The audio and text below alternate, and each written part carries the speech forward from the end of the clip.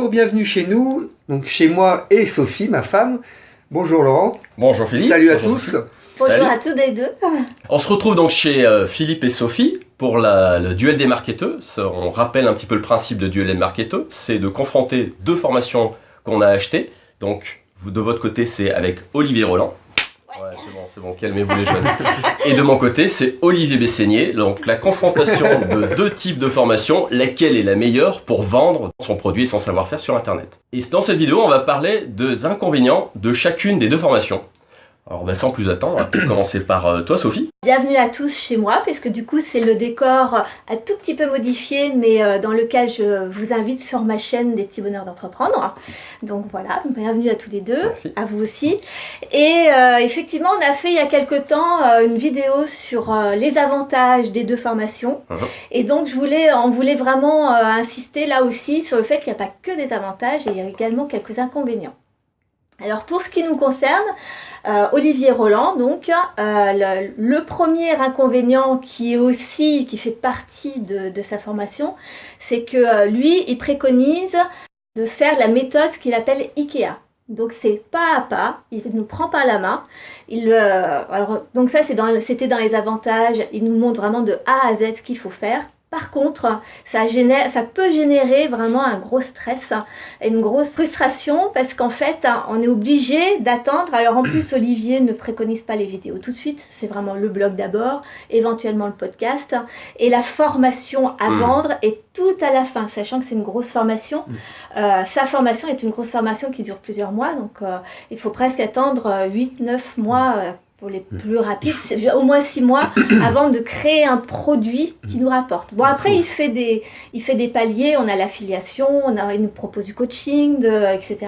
Mais vraiment, le pur dur, le gros morceau, il faut attendre la fin de la formation. Donc ce que tu es en train de dire, c'est qu'en fait, il faut suivre étape par étape, 1, 2, 3, etc. Il débloque dans le bon ordre pour arriver à la Et on ne peut pas savoir avant...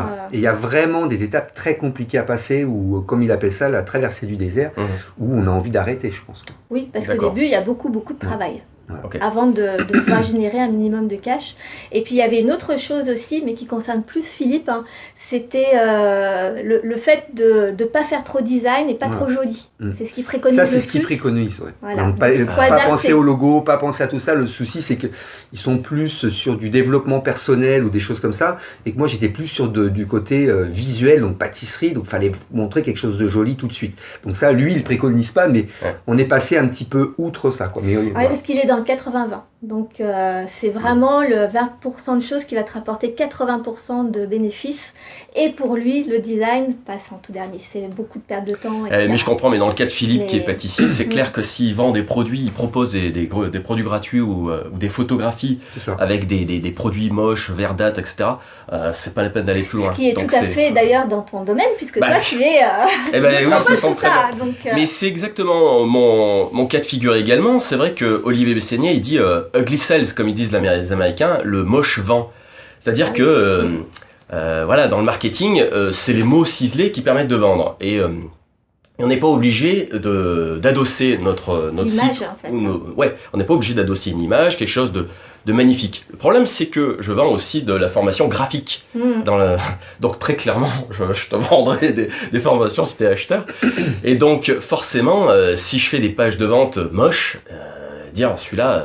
crédibilité zéro. Graphiste, donc, ça le fait pas. Donc il y a un petit problème. Donc forcément, on est obligé de faire les deux en parallèle. En fait, en tout cas, toi, si tu nous regardes, à mon avis, je pense que tu es aussi dans ce cas de figure-là. C'est que tôt ou tard, à un moment, il va falloir aussi passer le pas d'avoir quelque chose de joli. Et on a beau dire, tous les Américains disent oui, effectivement, les marketeurs de manière globale disent il n'y a pas besoin d'adosser une image graphique excellente pour tes pages de vente. On a tendance à modérer ça. Mais ça change. Je pense, de plus en plus, les gens aiment le joli. Il va falloir adapter la formation que vous avez achetée quand même à ce que vous allez faire, au contenu que vous allez amener. On n'est pas obligé d'amener du beau contenu, mais ça dépend de votre produit que vous allez vendre. Et il y a moyen de faire du beau facilement et gratuitement. Voilà. Donc on peut en profiter de faire les deux tout en ayant les mots de marketing nécessaires, en tout cas pour vendre. Et toi, au niveau de la formation d'Olivier Besseigné, il y a des frustrations aussi, comme on peut oui, le voir. Alors il y a des frustrations. Alors je vais partir sur la première qui pourrait te concerner, mais pas moi, mais qu'en tout cas j'ai rencontré, c'est que comme je suis dans la technique, Olivier Bessénier, il parle à un moment de création de blogs à adosser à côté de ses pages de vente. Ouais. Alors c'est là où effectivement on croise les effluves, parce qu'on part d'un blog pour Olivier Roland et on parle du marketing avec Olivier Bessénier, et tôt ou tard ça se rejoint pour refaire exactement la même chose. C'est-à-dire qu'à un moment, j'ai besoin d'un blog pour faire des articles pivots qui renvoient sur les pages de vente, pour faire grossir sa mailing list. Et vous, c'est exactement l'inverse. Vous avez déjà votre blog, et à un moment donné, il va falloir créer votre produit. Et donc, la réalité de la chose, on va en tout cas brosser un petit peu la finalité de ça, c'est que Olivier Roland ou Olivier Bessénier, à un moment, vous allez faire la même chose. Olivier Bessénier, il ne s'attarde pas trop sur l'aspect conceptuel d'un blog et tout ce qui est création de son audience autour de ça.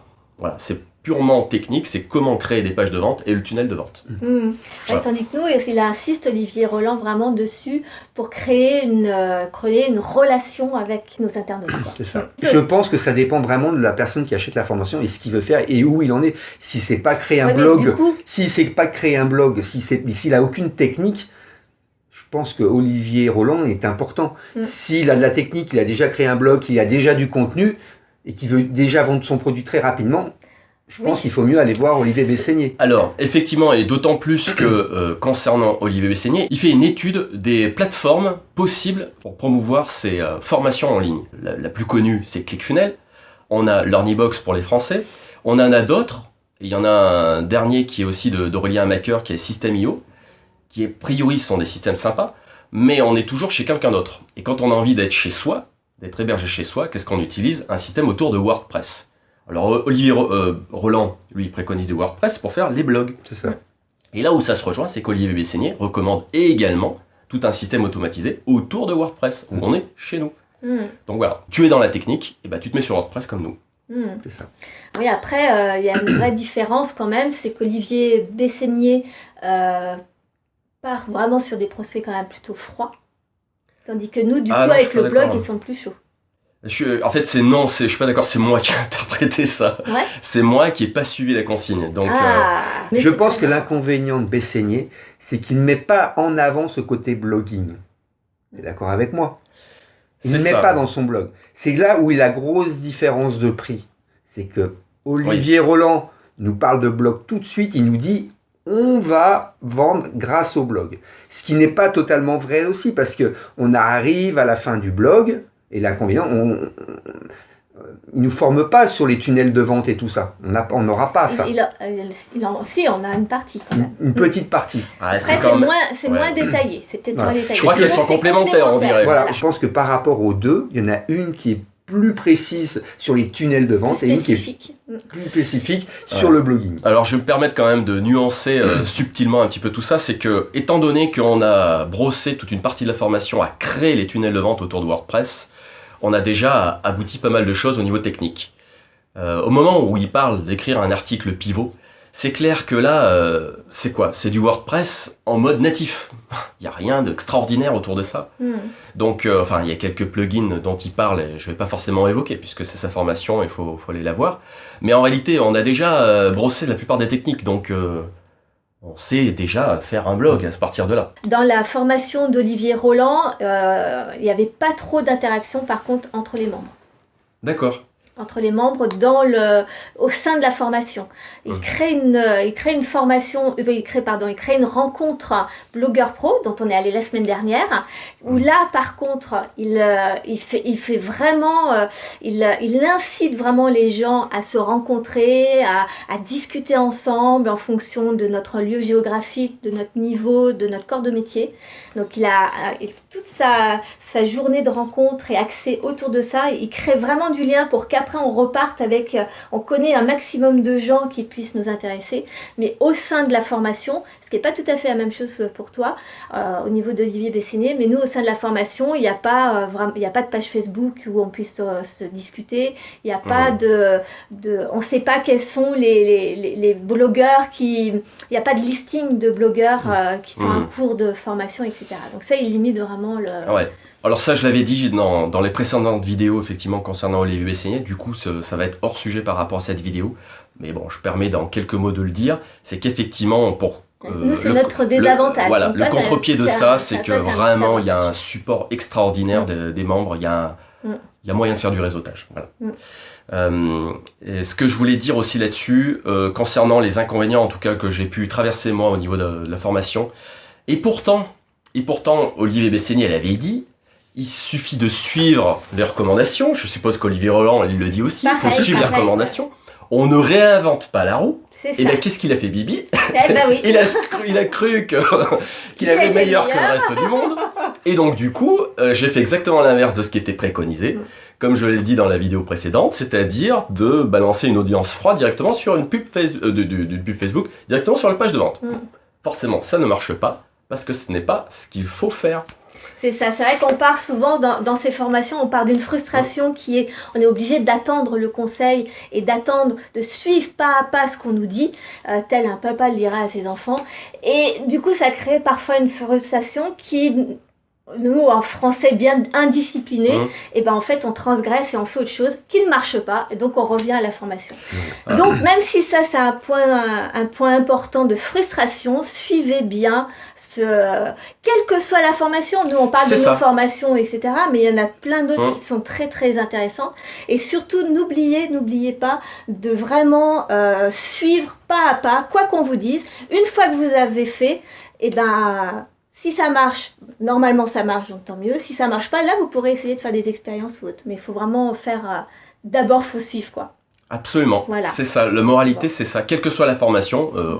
Alors est-ce que c'est un inconvénient de suivre? Parce que le but c'était de l'inconvénient. On parle d'inconvénients. Oui, non, mais de la alors, effectivement, si on met ça dans les inconvénients, l'inconvénient c'est notre capacité à écouter celui qui nous prodigue ses conseils.